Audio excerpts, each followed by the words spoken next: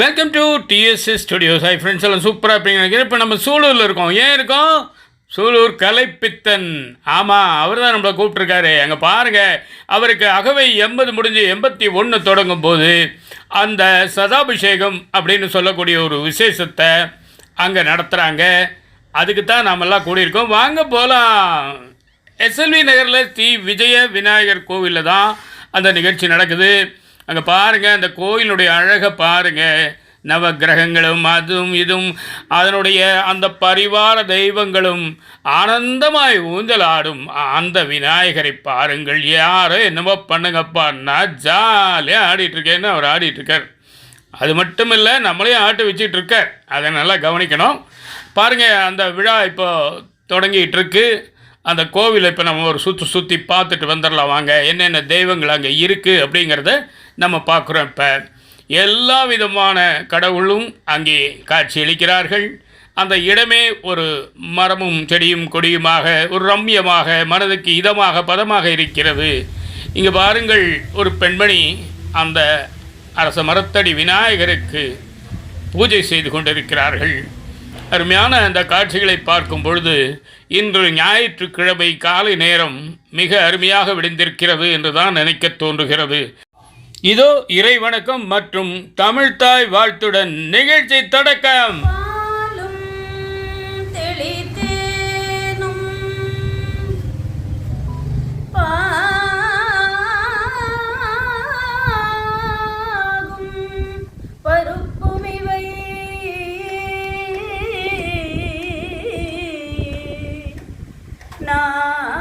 நாளும் கலந்துனக்கு நான் தருவேன்.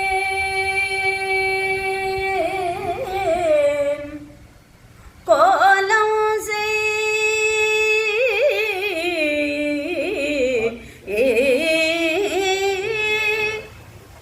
துங்க கரிமுகத்து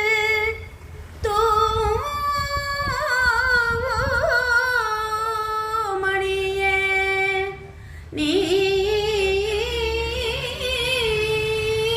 எனக்கு சங்கத்தமிழ் மூன்றும் தா.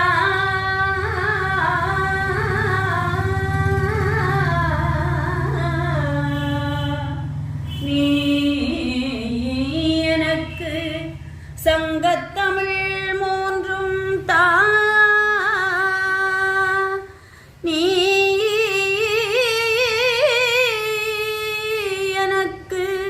சங்கத்தமிழ் மூன்றும் தா.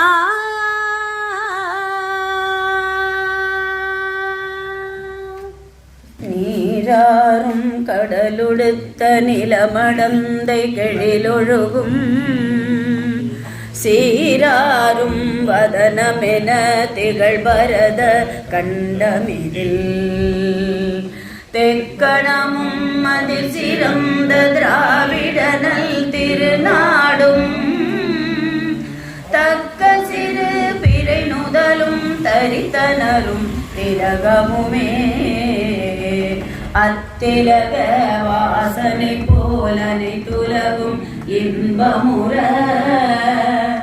எத்திசையும் புகழ் மணக்க இருந்த பெரும் தமிழனங்கே தமிழனங்கே முன் சீரிழமை திறம்பியந்து செயல் மறந்து வாழ்த்துதுமே வாழ்த்துதுமே வாழ்த்துதுமே.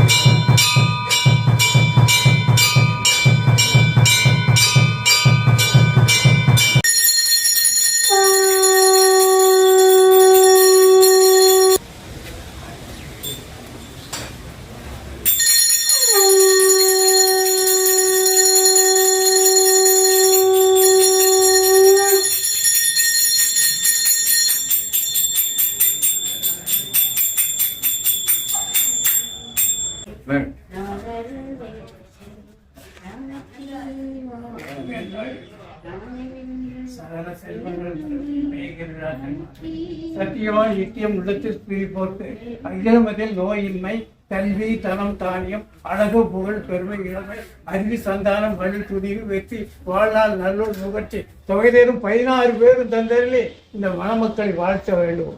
அகுராவி வருவோம்.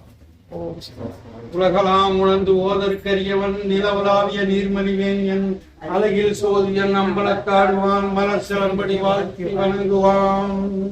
ஹர ஹர நம பார்வதி பதியே ஹர ஹர மகாதேவா. இதோ வருகிறார் மு.க.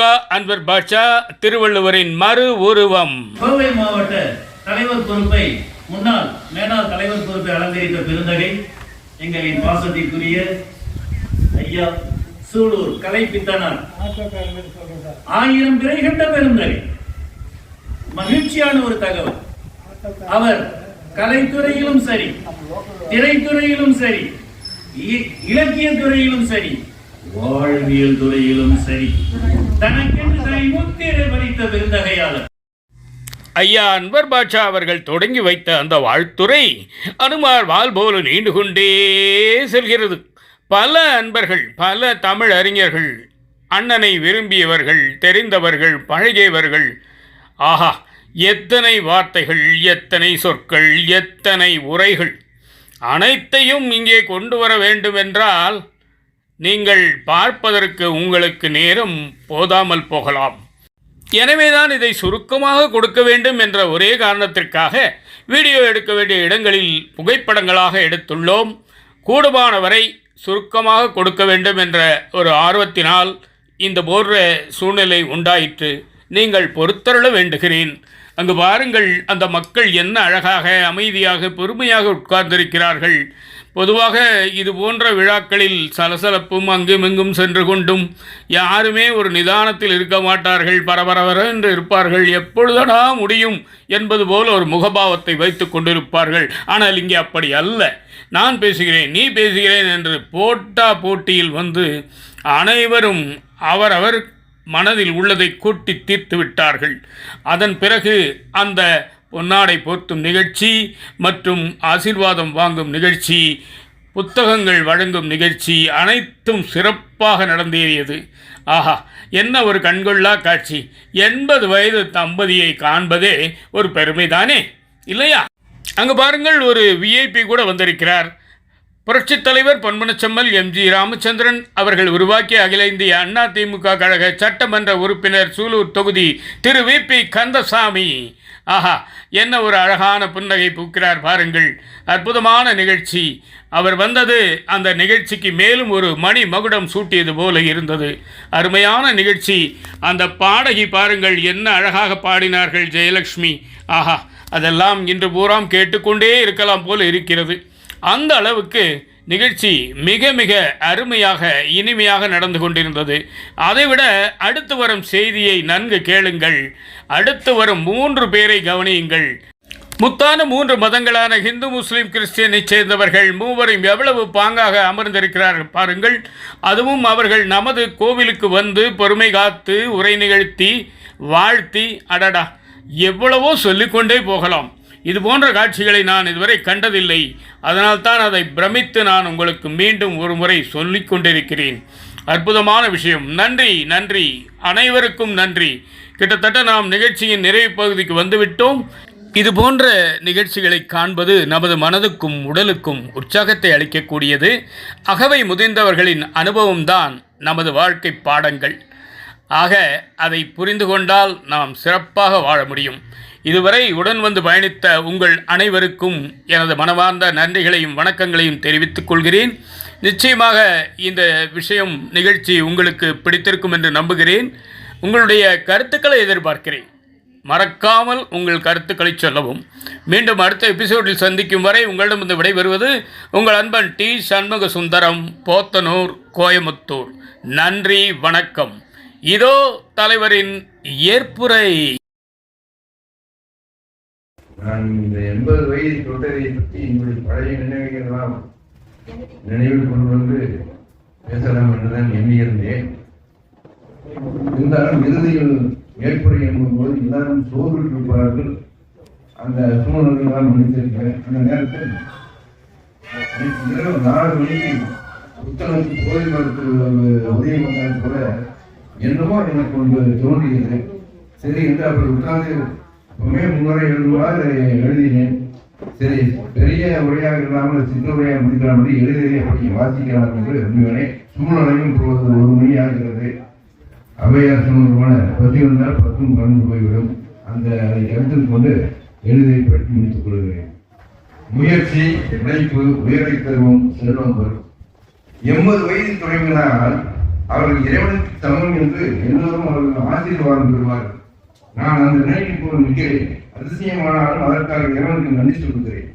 எப்படி இது சாத்தியம்? அதுவும் ஒரு சினிமாக்காரர் எப்படி இதை எட்டி பிடித்தான்? நான் 24 மணி நேரம் சிந்தித்துக் கொண்டிருக்கிறேன். சிந்திப்புத்தான் என் செயல்பாடு. படித்துக் கொண்டிருக்கிறேன், எழுதி கொண்டிருக்கிறேன். இல்லை என்றால் 42 நூல்கள் எழுத முடியுமா? அப்படி எழுதி என்பதை தாண்ட முடியுமா? அதற்காக உறவுக்கு நண்பர்களுக்கு நன்றி சொல்லுகிறேன். அதற்காக இந்த 81ஆம் ஆண்டு தாராபுட்டிய மங்கள விழா. யாதனின் நீங்கியா மோதல் அதனின் இளன் என்று ஒரு குரல் உண்டு. பெண்ணாசை, மண்ணாசை, பொன்னாசை, புகழாசை என்று இவற்றையெல்லாம் எவன் விட்டு போகிறானோ அவை அவனால் வரும் துன்பங்களை விட்டு போகும். அப்போது உன்னை இன்னொன்றும் நிம்மதியும் தொட்டு வரும். உனக்கு சொர்க்கம் வரும். இது திருவள்ளுவர் கூடிய பொருள் அதிகாரி சொல்வார்கள். அதே நேரத்தில் 10வது திருக்குறள் பற்றுக பற்றுத்தான் பற்றினை அப்பற்றை பற்றுக பற்று விளக்குகிறார். எதற்குமே ஆசைப்படாமல் எல்லோருக்காகவும் தன்னை அர்ப்பணிக்கும் எவராகவும் அவரோடு சேர்ந்துவோம். காரணம் உனக்கு ஆசை வராது. அவனை போல் நீ தியாக மனப்பான் செய்வது. பற்று என்பது விரும்புவோர் ஒட்டிக் கொள்வது, பற்றற்று என்பது விட்டு விலகி விடுவது. ஒட்டிக் கொண்டு கொள்வது இன்னொன்று விட்டு விலகும் என்பது. இந்த 2 குறளின் ஒரு அதிசயம், வள்ளுவனுடைய அதிசயம் என்ன தெரியுமா? ஒட்டிக் கொள்வதோடு 2வது முதலில் ஒட்டிக் கொள்வது, விட்டு புரிவது ஒட்டாமல். அந்த முதல் குறள் ஒட்டாமல் வளரும். இப்படி ஒட்டாமல் வரும். நீங்கள் படித்து பார்த்தால் யாதனின் நீங்கியா நோதல் அதனின் முதல்கள் ஒட்டாது. பற்றுக பற்றத்தனாய் பற்றுக பற்று விளக்கு. பற்றுக அப்படிங்கிறது அவர்கள் ஒட்டும். பா 2மே தமிழ் சொல்லி ஒட்டக்கூடியது உதர்கள். எப்படி ஒரு நுட்பமான கருத்தை திருவள்ளுவர் சொல்லியிருக்கார் பாருங்கள். இந்த விட்டு போவதும் ஒட்டி போவதை அடிப்படையிலேயே நான் 80வது வரையிலே தொட்டியிருக்கிறேன். நான் யாரையும் எதிரியாக நினைப்பதில்லை. எனக்கு எதிரியின்றி யாராவது பெருமானம் விட்டு விலகிக் கொள்வேன். அந்த ஒரு மனப்பான்மையால் நான் சினிமாக்காரன் 80 வயசு வாழ்வது என்பது எனக்கே அதிசயமாக இருக்கிறது. இப்படி எல்லோருக்கும் அது அறிவிச்சு இன்னைக்கு நான் தேர்ந்தெடுத்த அகவை வந்தவர்கள் தேர்ந்தெடுத்த அறிவு சான்றவர்களாக மட்டுமல்ல அனுபவம் சான்றவர்கள். அவர்கள் என்னை வாழ்த்த வேண்டும் என்பதற்காகவே நான் குறிப்பாகவே அவர்களை வந்து எனக்கு மிகவும் நன்றி கடன் பட்டுவது அவர். ஏன்னால் அகவை வந்தவர்கள் என்றாலுமே அவர்கள் வந்து பல விதத்திலும் வர முடியாமல் ஒரு சுகமான சூழல் இருப்பவர்கள். இருந்தாலும் அதையெல்லாம் மீறி இறை விழியார் உட்பட எல்லாம் வந்திருப்பது எனக்கு மிகவும் முயற்சிக்கிறது. இதுவும் இறைவன் எனக்கு கொடுத்த வரம். எதிர்பாராமல் இப்படி ஒரு சட்டமன்ற உறுப்பினர் இவர் வருவார் நினைக்கவே இல்லை. நான் அவருக்கு நேரடியாக கொடுத்துக்கிறாரு. இன்னைக்கு ஞாயிற்றுக்கிழமை இப்படி இதெல்லாம் இறைவன் இது வந்து நான் அப்படித்தான் நினைச்சிட்டு இருக்கேன். நான் எனக்கு இறைவன் தான் எல்லாம் என்று நினைப்பதற்கு இதெல்லாம் சான்று. அதுவும் இந்த 81வது பிறப்பத்தில் எனக்கு வந்து மிகப்பெரிய சேர்ந்து இன்னொரு காலையில் எல்லாம் குடித்து விட்டு நான் எங்கள் குடும்பத்தாருடன் என்னுடைய மகன்மார்கள் எனக்கு ஒரு பூஜை செய்ய வேண்டும் என்று தொடங்கி நான் வண்டியை தொடங்கும் போது அன்னூரிலே ஒரு ஆசிரமம் இருக்கிறது. நான் வண்டி ஓட்டலாம் என்று சாவியை போடும்போது அங்கிருந்து ஒரு போன், ஐயா உங்களுக்கு இன்னைக்கு 81 தொடங்குறது எங்கள் ஆசிரமத்தில் குழந்தைகள் எல்லாம் காத்துக் கொண்டிருந்தார்கள், அவர்கள் பிரார்த்தனை ஏற்றுக்கொள்ளுங்கள் என்றார். அப்படியே கேட்டேன். அந்த 10 நிமிடம் நான் கண்ணீர் விட்டேன். கோயிலுக்கு போக நினைக்கிறேன். ஆனால் அங்கிருந்து அனாதைகள் இல்லை, அவர்கள் இறைவர்கள். அந்த இறைவர் குழந்தைகள் என்னை பாராட்டி நான் கண்ணீர் விட்டேன். ஆக நான் ஏதோ ஒரு விதத்திலே தவறு செய்யவில்லை. 80 வயதை தொட்டது இறைவனுடைய வரம் என்று நான் எண்ணிக்கொண்டேன். இப்படி ஒரு நுட்பமான மதிநுட்பம் சொற்றொடர் எந்த மொழியிலுமே கிடையாது. இப்போது 80 விட்டு 81 இருப்பது கெட்டதை விட்டு நல்லதை பற்றுவதால். அதுதான் இந்த 2 வருடங்களில் நான் எடுத்துக்கொண்டது. துறவு என்பதற்காக தெய்வத்தால் ஆகாது என்று முயற்சிதான் தெய்வத்தை கொண்டது. தெய்வம் என்பது நான் வழிபடும் தெய்வம் மட்டுமல்ல, நம்மளுடைய பெற்றோர்கள் தெய்வம். கடவுளாகி அம்மா அப்பா செய்ய முடியாது தன் முயற்சி, திட்டமிடல், மதிநுட்பம், காலம் தவறாமை, பொறுப்புணர்ச்சி மூலம் உயர்வை வர தன் உடலை வரைத்து உழைப்பானேயானால் அதற்கு தகுந்த பயன், சம்பளம், கூலி அவனுக்கு கிடைக்கும். அதான் தெய்வத்தகவலும் தெரிவித்திருக்கும்.